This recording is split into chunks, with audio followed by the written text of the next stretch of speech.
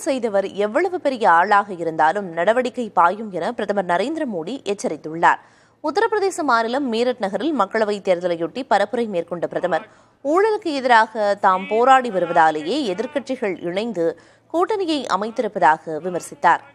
ஊழல்வாதிகளை காப்பாற்ற இந்தியா கூட்டணி கட்சிகள் முயற்சிப்பதாகவும் பிரதமர் மோடி சாடினார்.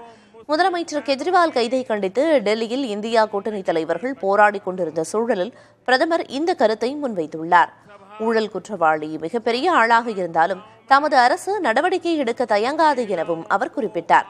17 லட்சம் கோடி ரூபாய் மதிப்பிலான சொத்துக்களை ஊழல்வாதிகளிடமிருந்து பறிமுதல் செய்திருப்பதாகவும் அவை அனைத்தும் ஏழை மக்களிடம் கொள்ளையடிக்கப்பட்ட பணத்தில் வாங்கப்பட்டவை எனவும் அவர் தெரிவித்தார்.